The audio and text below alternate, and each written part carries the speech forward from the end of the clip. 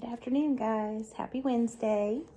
I am going to pick up with making bombs for Hitler. And where we last left off, we finished chapter 9.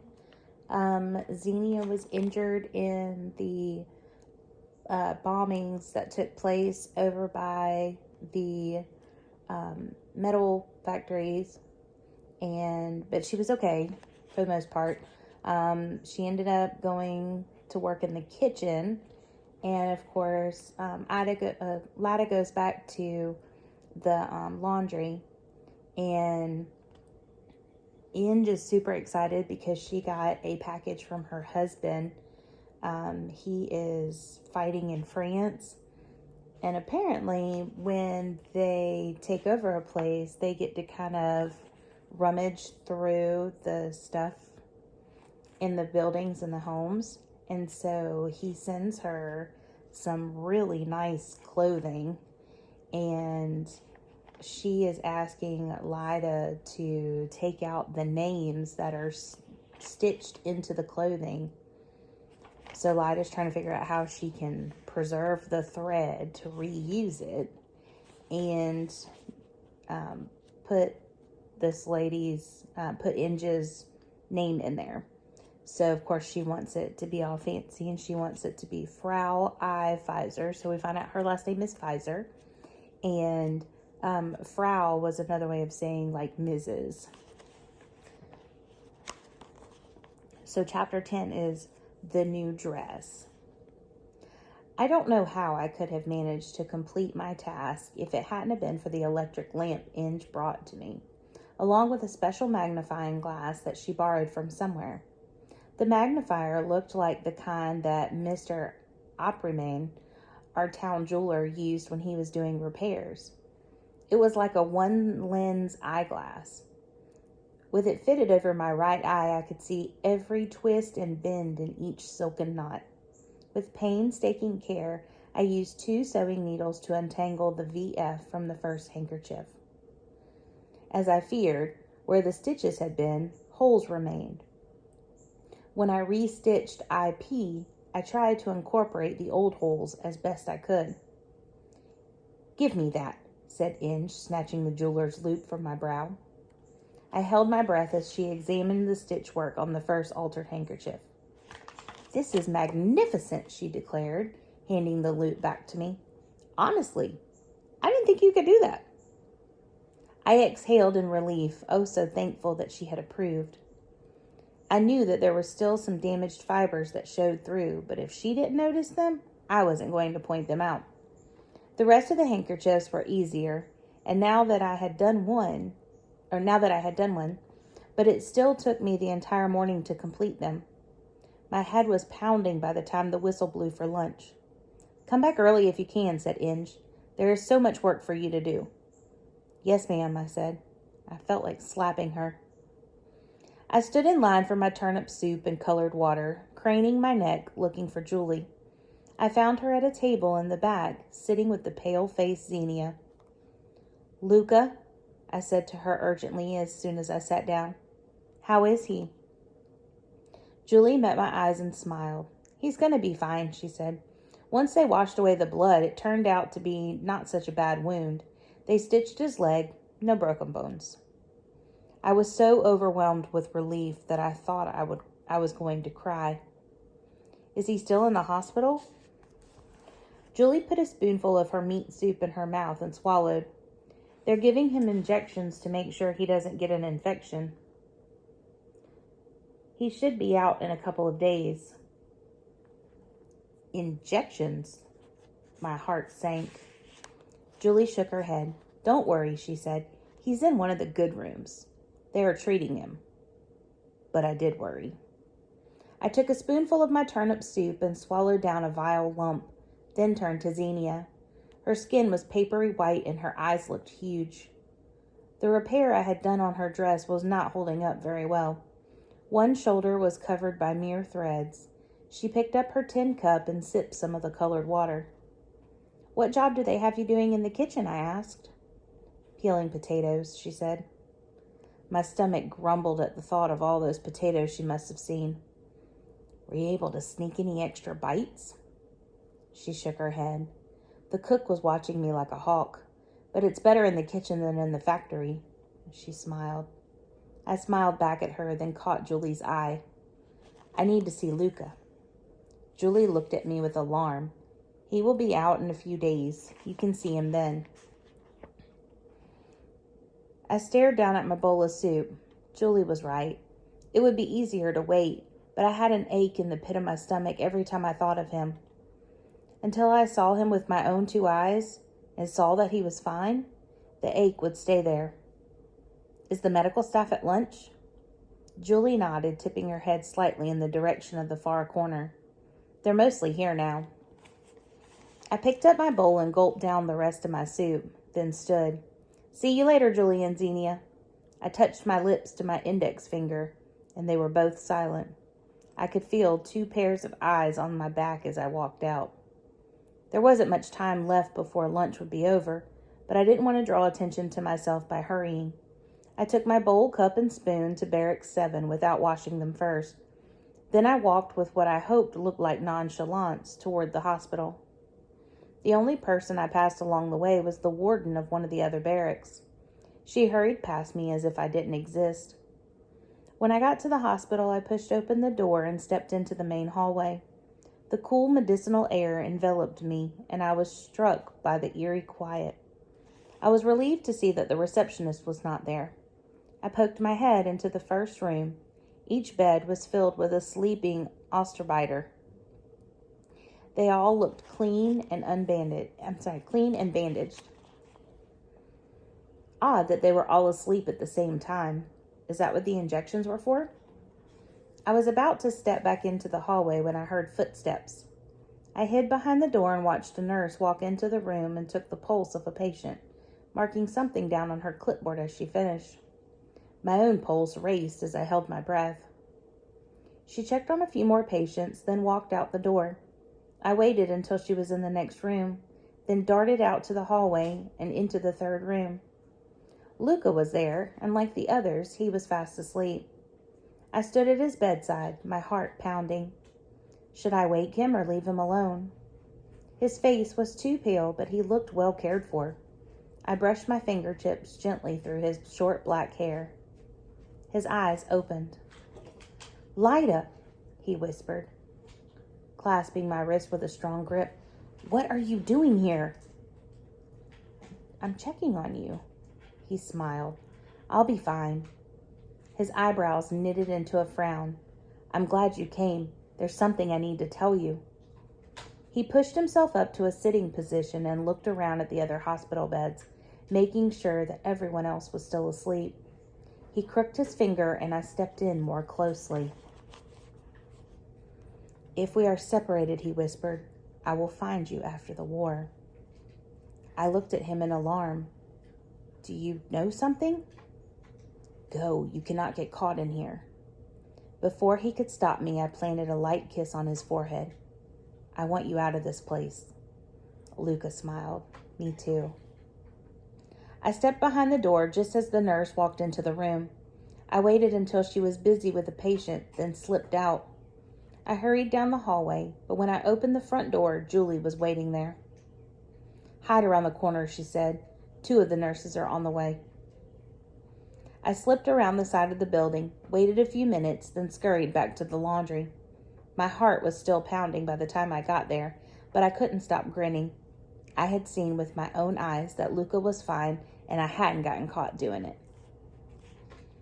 Altering the monogram on Inge's fur coat was relatively easy. The black satiny material that lined the coat seemed to smooth back into its original weave as soon as the red stitches were removed.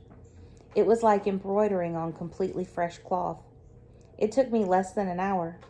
I had left the blouse until last. The label was narrow and the material itself was slippery, so it was difficult to hold on to, let alone remove stitches from. Before I started, I sketched the ornate letters onto a piece of paper so I would remember what they looked like. Inge wanted her name to be embroidered in a similar fashion. I sketched out Inge's name in a few different styles on the paper and let Inge choose, because it was better to make mistakes on paper than on that delicate fabric. Inge was so pleased with my work that she took the blouse for me as soon as I was finished and put it on over her work smock. The blouse was tight on her, and I was horrified at the thought of her ripping it to shreds and then expecting me to fix it. But what could I say? "You look beautiful," is what I decided on.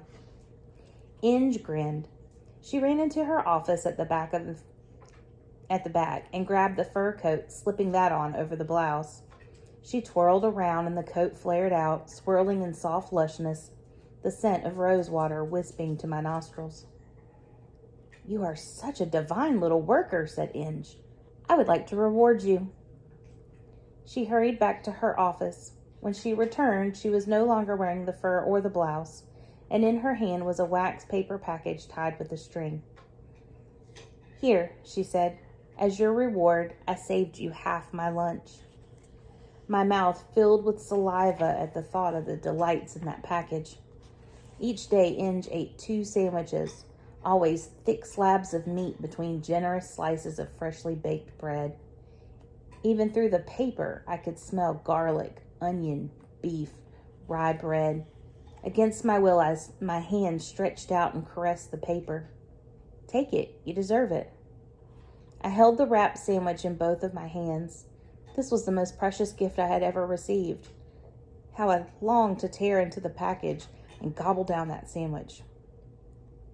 But a sandwich would be gone in an instant, and after eating that and enjoying it, how could I go back to the turnip soup and colored water?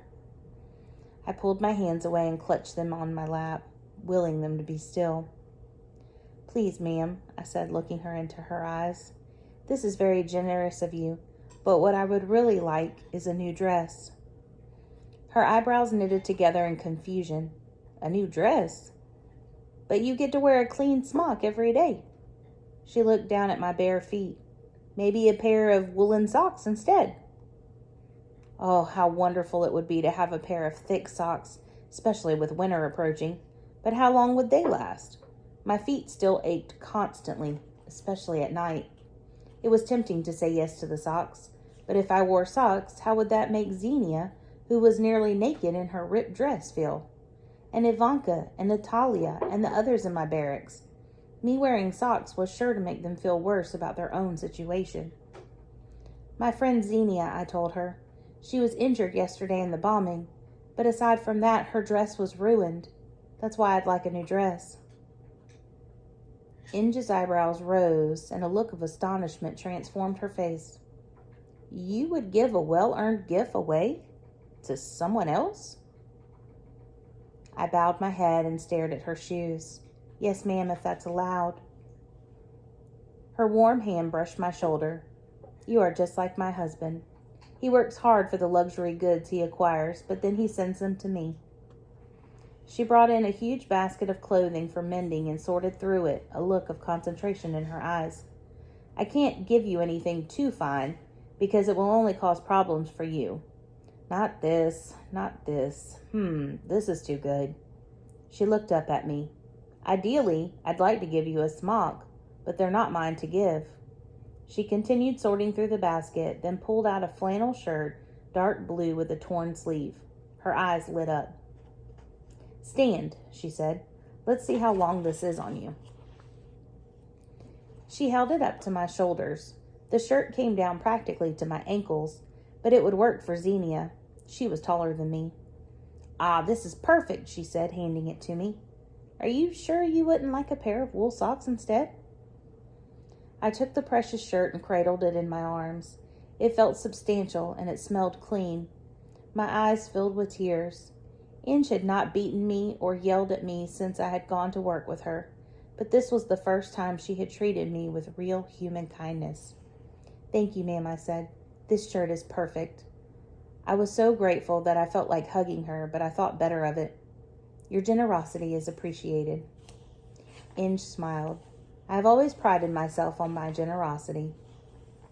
I kept that dark shirt beside me as I started on the mending that had accumulated in the laundry basket. I could hardly wait until the whistle blew and I could give my gift to Xenia. She would be so surprised. The anticipation of her pleasure lifted the cloud of sadness that had hovered over me since Larissa and I had been captured by the Nazis. Most of the time I felt so powerless, and that was the worst feeling of all. But the joy of seeing Luca and being able to help Xenia made the difference between hope and despair. When the 6 o'clock whistle blew, I changed into my own rags and burst out of the laundry house door, the shirt clutched to my chest. My face and arms smashed into something solid. I fell into the dirt, landing on my hands and knees. The shirt flew out of my grip and landed in a cloud of dust. In front of my face was a pair of black boots, shiny, though a light veneer of dust. I looked up. It was the roll call officer. "So the little seamstress is a thief." I snatched the shirt from the ground and stumbled to my feet. I stood at attention before him, acutely aware of my filthy dress. "Officer, I did not steal this shirt." "We'll see about that." He grabbed me by the ear with such force that I thought he would pull it off. He opened up the laundry house door and hollered, "Inge, get over here." Drawers closed and doors opened out back. Inge walked into the washing room wearing her newly personalized fur coat. She looked at me quizzically, then looked at the officer. "What is the problem, Officer Schmidt?" "Did you give this girl a shirt?" Inge put her hands on her hips and glared at the man. "I did." He let go of my ear. I exhaled. "You shouldn't be giving the Osterbiters presents, Inge. It's an old shirt of my husband's, too worn to be mended. You will spoil her." "Have you seen what she can do?" Inge said. "She can sew." "Saying that Lyda can sew is like saying Wagner can compose a pretty tune. I'll show you." She slipped off the fur coat and showed him her monogram. I was astounded that Inge would stand up for me in this way. He looked at it dismissively. "It cannot be difficult to sew a few letters in place." Inge's eyes flashed with anger. She looked over to me. "Go, Lyda. I shall see you tomorrow morning." I stepped out and closed the door behind me, but I was curious as to what she was going to say to Officer Schmidt without me there. I pressed my ear against the door and got wisps of the exchange. She must have shown him my other work. I caught the words, "deft, tiny hands, attention to detail, patient." There was a pause in the conversation, and I didn't want to be caught eavesdropping, so I left. When I got to Barracks 7, it was empty, so I folded up the shirt and slipped it under my pillow. I went to the bathroom and wash house, then back to the barracks. Xenia came in moments later, so exhausted that she collapsed onto the bunk with just a nod in my direction. She pulled her covers up to her chin and groaned in relief. I pulled the shirt from under my pillow and sat on the edge of her bunk. "I have a surprise for you, Xenia," I said, holding it out. She looked at the cloth and asked, "What is that?" "Open it," I said, barely able to contain my excitement. I shook out the shirt so that it opened. Xenia's eyes widened. "You didn't steal that, I hope." I shook my head. "Inge gave it to me, a present for my stitch work." "That is wonderful," said Xenia. "It's so much better than the tattered dress you're wearing." "But Xenia, this is for you." Xenia propped herself up on her elbow and stared into my eyes. "You cannot give this to me. You worked so hard for it." "Your dress is falling apart," I said. "You need this more than I do." Xenia blinked back tears. She should have given you something for yourself. A pair of shoes or something to eat. She looked down at my scab-encrusted feet. "Maybe you should rip this into strips to wrap your feet with." "You know they wouldn't last long," I told her. "Besides, I want you to have this. I have a good smock that I wear all day when I'm working, and it's clean in the laundry, so my feet are healing. Do you want to be walking around naked? Your dress is not likely to last much longer." "Thank you, Lyda. Thank you." Xenia reached out and gripped my hand. "We can save what's left of my own dress for patching." She slipped into the shirt, and even though she was taller than me, it was still huge on her. We were all not much more than skeletons after all. She took it off. We were trusted with needle and thread, but not scissors, so I carefully tore off the sleeves, then picked apart the seams on either side of the shirt so I had one big piece of cloth and two smaller pieces. With the big section of material from the back, I stitched a sleeveless dress for Xenia. I was in the midst of all the sewing when the other girls entered the barracks. Katerina picked up the front two panels of the shirt and held them up to me. "There's more than enough to make yourself a new dress out of this. Do you need the buttons?" I shook my head. While I finished up the seams of Xenia's dress, Katerina picked at the button threads with the sharp end of the sewing needle. Once the buttons were all removed, she stitched the front two sections together. My sleeveless dress needed to be several inches shorter than Xenia's, which meant that there was plenty of cloth left over. We worked at it gingerly so the cloth would tear straight. With these bits and scraps of sturdy blue flannel, plus my old dress and what was left of Xenia's old outfit, Mary and the other girls were able to patch their own clothing. Every single girl in Barracks 7 got a bit of cloth. I fell asleep with a smile on my lips for the first time in a very long while. It had been a good day. I dreamed that my mother was bending over me, brushing my forehead with her lips. "Beauty can be found anywhere," she whispered. I longed to open my eyes and see her hovering over me, keeping me safe. The dream was so real that I could almost feel her warm breath on my cheek. Mama's face dissolved and was suddenly replaced by Luca's. "Stay safe, little sister," he said. His lips continued to move, but I could no longer hear the words. "Luca," I cried. "What are you saying?" My eyes flew open. The image had been so real that I almost expected Luca to be hovering over me, but he wasn't there. I was thankful that I had gone to see him in the hospital to know that he's safe. Dreams could so quickly turn to nightmares after all. And we'll pick up with chapter 11 tomorrow, which is called Roll Call. See you then. Be sure to check the Facebook group for a question about what we've read today. Thanks.